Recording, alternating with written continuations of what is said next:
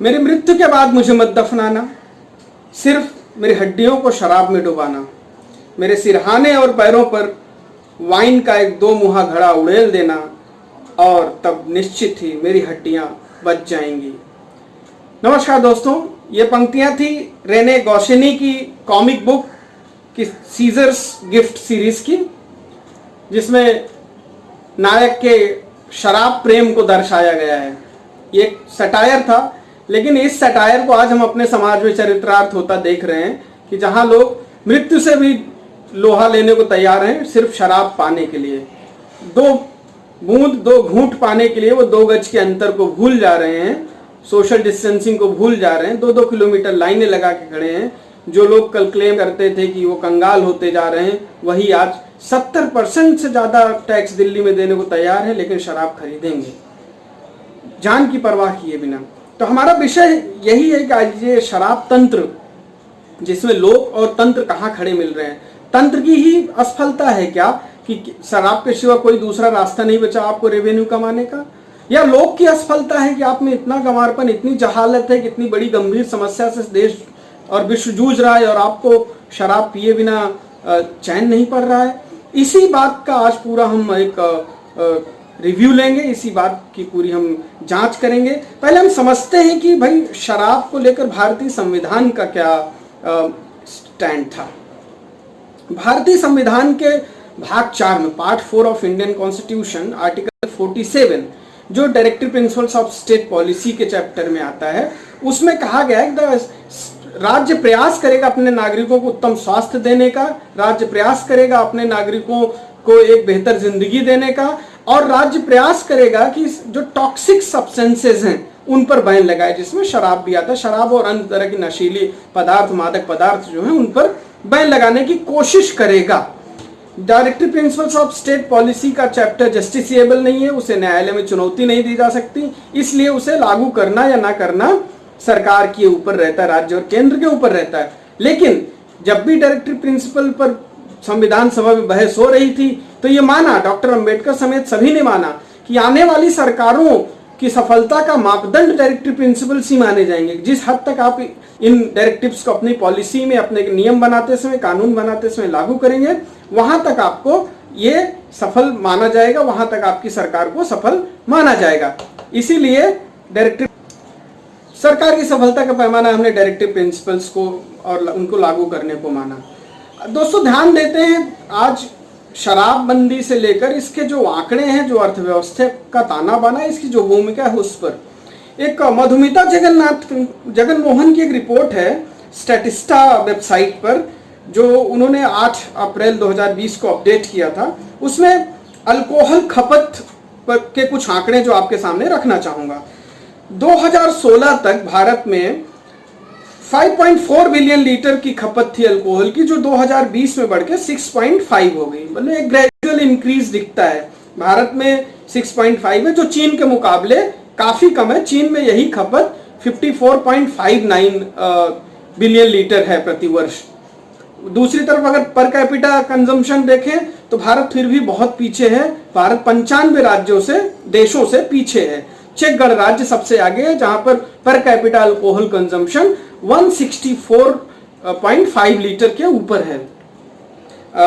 तो ये कहता है कि जो मुख्य कंज्यूमर वर्ग है, जो शराब पीने वाला, शराब का उपभोग करने वाला वर्ग है, वो ज्यादातर आय में वृद्धि के कारण हुआ है और शहरीकरण के कारण। जैसे जैसे शहरीकरण हो रहा है, वैसे वैसे शराब के ठेके बढ़ते जा रहे हैं, वाइन शॉप्स बढ़ती जा रही हैं, बियर शॉप्स बढ़ती जा रही हैं। ये चीज आप भारत के आउटस्कर्ट्स में देख सकते हो, जहां जहां शहर पहुंच रहे हैं, जहां जहां टाउन्स डेवलप हो रहे हैं, जमीनें बिक रही हैं। इसका बेस्ट एग्जांपल आप देखो तो नोएडा और दादरी के आसपास का क्षेत्र, जहां पर किसानों ने अपनी जमीन बेच दी और उनके बच्चे शराबी निकल गए। महाराष्ट्र में इसका उदाहरण मिलेगा, तमिलनाडु में मिलेगा, गुजरात में मिलेगा। गुजरात में हालांकि लिकर बैन है, लेकिन फिर भी आप देखिए जिन जिन राज्यों में औद्योगिकरण तेज हुआ, जिन राज्यों में जमीन की कीमतें बढ़ी, वहां जमीनें बेचकर ज्यादातर पैसा शराब के पीछे बहाया गया। ये एक जांच का विषय है, एक ओपिनियन है हमारा।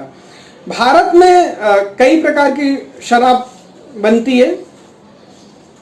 एक है भारत में बनी देशी शराब IMIL, और दूसरी भारत में बनी विदेशी शराब Indian made foreign liquor, Indian made Indian liquor.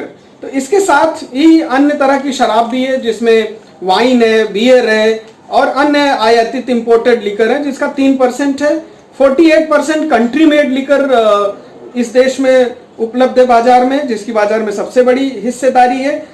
और स्पिरिट की खपत सबसे आगे, स्पिरिट सबसे लो क्वालिटी की शराब होती है जिसकी खपत बहुत ही गरीब तबका करता है, मजदूर वर्ग करता है, इसकी खपत भी काफी तादाद में है। आप देखिए तो WTO जब 1995 में वर्ल्ड ट्रेड ऑर्गेनाइजेशन बना गैट से, तो उसने एक रिपोर्ट दी थी जिसमें पाया कि भारत में शराब को प्रमोट करने के मामले में काफी संकुचित रवैया अपनाया जा रहा है। वो चाहते थे कि और ज्यादा लिबरल रवैया अपनाया जाए, जबकि भारत और भारतीय समाज ओपनली कभी भी शराब को गुण नहीं माना, हमेशा शराब को एक दोष ही माना गया है भारत में। ड्यूटीज शराब की अगर स्थिति देखें तो बहुत ज्यादा है, जो इनकम का स्रोत है जिसकी वजह से आज राज्य सरकारें कोरोना काल में भी मजबूर हैं इनको खुलवाने के लिए।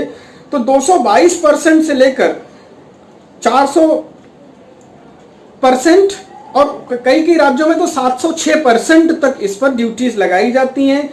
इसमें 100% कस्टम ड्यूटी है, 150% कॉन्ट्रावेनिंग ड्यूटी है, लोकल बॉडी टैक्स है, डिस्ट्रीब्यूटर, रिटेलर्स, पब्लिसिटी में कुल मिला के तमाम खर्चा होता है। भारत में अगर लिकर मार्केट देखें तो सिर्फ 10% लिकर जो आती है वो बाहर से आती है, फॉरेन से आती है, और मोस्टली जो आपको 5 स्टार 7 स्टार होटलों के शॉप पर ही मिलती है, वहां अंदर ही मिलती है। आम भारतीय मार्केट 99% भारतीय मार्केट जो है वो डोमेस्टिक प्रोड्यूसर्स ने कब्जा किया हुआ है। तो भारत में इस अर्थव्यवस्था को भी समझिए, इसके ताने बाने को समझिए, जो शराब निर्माता है, शराब के व्यापारी हैं, उसके ग्राहक हैं, इन सबका एक अपनी राजनीतिक और आर्थिक साठगांठ भी है। कई बड़े नेताओं की डिस्टिलरीज मिलेंगी, बियर शराब बनाने की कंपनियों में वो शेयर होल्डर मिलेंगे। तो कहीं ना कहीं से इस अर्थव्यवस्था से बहुत बड़ी राजनीति भी जुड़ी हुई है। अगर आप देखें तो भारत में 45% शराब जो है लीगल चैनल से बिकती है और 55% इलीगल चैनल से बिकती है। इलीगल चैनल से मतलब है कि देशी दारू की भट्टियां भी हैं और अवैध रूप से शराब की खरीद फरोख्त होना, जहां नहीं बिकना वहां भी बेची जाना। इस तरह से 55% मार्केट, बहुत बड़ा मार्केट जो है जो अवैध शराब पर जी रहा है।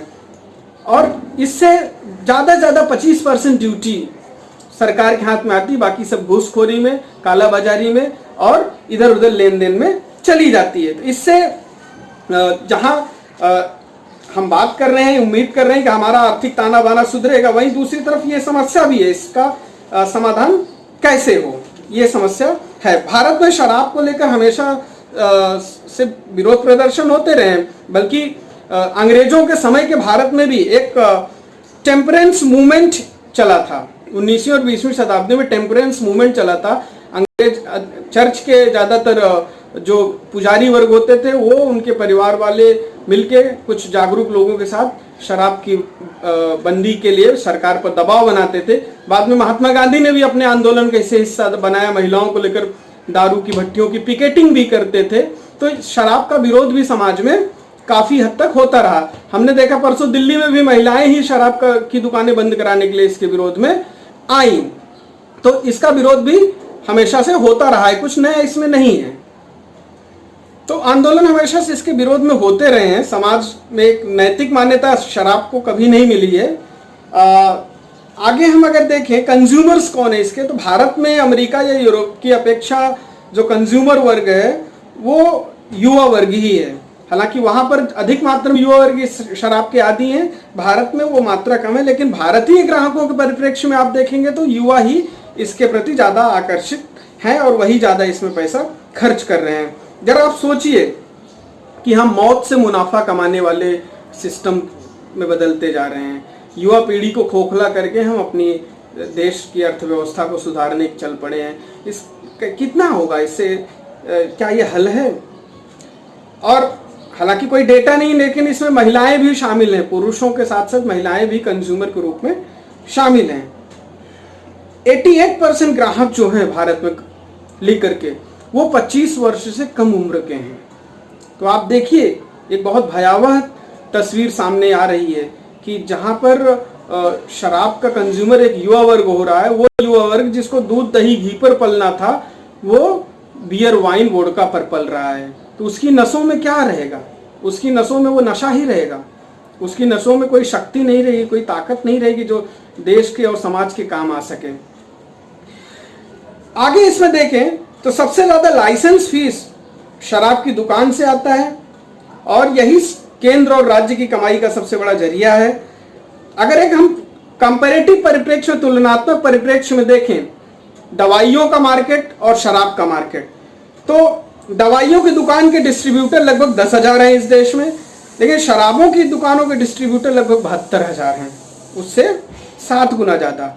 रिटेल फार्मेसी जहां 1,25,000 के आसपास दुकानें हैं, वहीं रिटेल शराब की 6,30,000 दुकानें हैं, मतलब 6 गुना ज्यादा।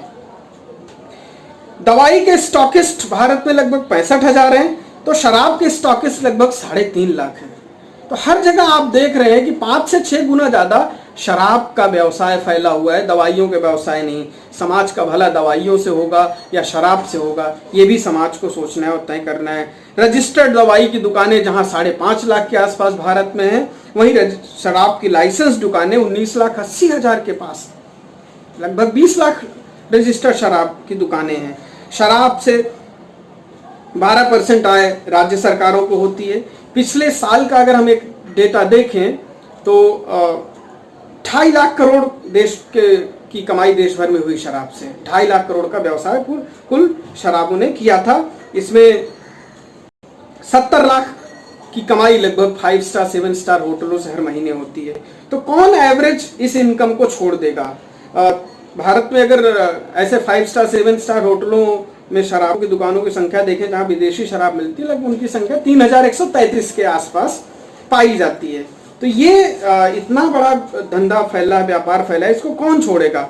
अगर हम शराब की क्वालिटी के हिसाब से, उसके ब्रांड के हिसाब से देखें उसका शेयर, तो विस्की का जो मार्केट पूरा कब्जा किया हुआ 60% खपत टोटल सेल में से विस्की की है। रम की खपत 17% है, ब्रांडी की खपत 18% है और वोडका की खपत 6% के आसपास है। इसमें मल्टीनेशनल कंपनियों की सिर्फ 10% हिस्सेदारी है, बाकी 90% पर भारतीय बाजार का कब्जा है। महाराष्ट्र में राज्य वाइज अगर हम ब्यौरा देखें तो जब ये हम आंकड़े राज्य वाइज देख रहे हैं उनकी कमाई के, तो उनकी जनसंख्या के मुताबिक उनके खपत को भी आप अंदाजा लगा लीजिएगा।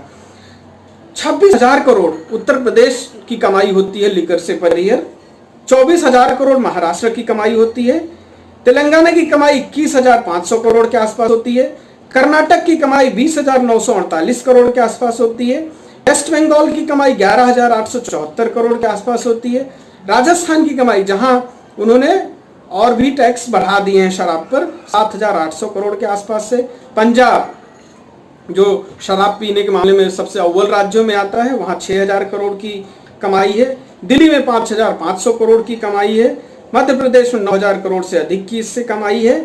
तो इस प्रकार सारे राज्यों का एक अपनी अर्थव्यवस्था है जिसका बड़ा हिस्सा आज शराब से और पेट्रोल डीजल के वैट से ही आ रहा है। तो राज्यों में ये यही होगा जब आपने लघु उद्योग नहीं विकसित किया, ग्राम उद्योग को नष्ट कर दिया, मल्टीनेशनल्स के पिछलग्गू हो गए और अपनी अर्थव्यवस्था की कोई पैरेलल बॉडी नहीं तैयार की, तो होना यही है कि आप कभी शराब पर कभी गांजे पर देश चलाने का प्रयास करेंगे। फिर हम देखें इसकी 95% देशों से ज्यादा महंगी शराब हमारे देश में है। मतलब कि हम विश्व की सबसे महंगी शराब बेचने वाले देशों में, एक तरफ विश्व के सबसे गरीब देशों में भी आते हैं, वहीं इसी गरीब देश में शराब की दुकानों पर मधुमक्खी के छत्ते की तरह लोग लगे हुए हैं जो सबसे महंगी शराबें खरीद के पी रहे हैं। इस अर्थव्यवस्था में गैप पर भी हमें ध्यान देना होगा। गरीब की और मजदूर वर्ग की, मेहनत कश वर्ग की, मध्य वर्ग की इस मानसिकता पर भी हमें स्टडी करनी चाहिए, ध्यान देना चाहिए। तो देश की अर्थव्यवस्था लग्जरी सामानों पर लगभग टिक गई है, वो गुड्स ऑफ नेसेसिटी की तरफ से डाइवर्ट हो गई एकदम से, न उसको हम प्रोड्यूस कर पा रहे हैं न उसकी तरफ समाज जा रहा है। हम लग्जरी सामानों पर टैक्स लगा के कैसे कैसे सरकारों का खर्चा निकाल रहे हैं, सरकारें अपना खर्च चला रही हैं। सीएमआई वहीं इस तरफ लॉकडाउन के दौरान देखिए तो इसी आर्थिक कमजोरी की वजह से लगभग 14 करोड़ लोगों की नौकरियां चली गई। मजदूर फिर से वही जो राशन प्रधानमंत्री जनधन खाते में 2000 पाया होगा वो लेकर शायद शराब खरीदने में लग जाए, या वो मिडिल क्लास जो नौकरी पेशा वर्ग है जिसको घर बैठे आज भी तनख्वाह शायद सरकार दे रही होगी, वो शराब लेने के लिए लाइन लग जाए। अब शराब से होने वाले नुकसान पर अगर हम ध्यान दें, स्वास्थ्य संबंधी नुकसान, तो शराब से लगभग 383 मौतें होती हैं हर दिन, और ये दुर्घटना से होने वाली मौतें शराब के कारण होने वाले कैंसर से होने वाली मौतों से अलग है। ये मौतें सिर्फ और सिर्फ लीवर खराब होने से, लीवर सोरेसिस से होने वाली मौतों में से हैं। 383 मौतें प्रतिदिन, तो इसका आप मंथली एवरेज निकाल लीजिए और सालाना एवरेज निकाल लीजिए। लाखों मौतें प्रति वर्ष सिर्फ लीवर सोराइसिस से हो रही जो शराब पीने से होता है। उसके बाद की मौतें अगर देखें तो दुर्घटना से 273 मौतें होती हैं प्रतिदिन, कैंसर से लगभग 82 मौतें प्रतिदिन होती हैं। तो 2 बूंद की मजबूरी ने आज 2 गज की दूरी को हवा कर दिया, खत्म कर दिया। 2 गज की दूरी आज कोई नहीं मेंटेन करना चाहता, बस शराब चाहिए। और ये हम कहना चाहेंगे कि जिस प्रकार की चर्चा छिड़ी है शराब पर, एक तरह से इसमें सामाजिक और राजनीतिक मान्यता शराब को मिलती जा रही है। ये बहुत खतरनाक स्थिति है। लोग मीम्स बना रहे हैं, जोक बना रहे हैं, लोग जिस तरह से सोशल मीडिया पर चर्चा कर रहे हैं, कहीं ना कहीं आज कोरोना पीछे हो गया और शराब पर चर्चा आगे प्रमुख विषय बनता जा रहा है।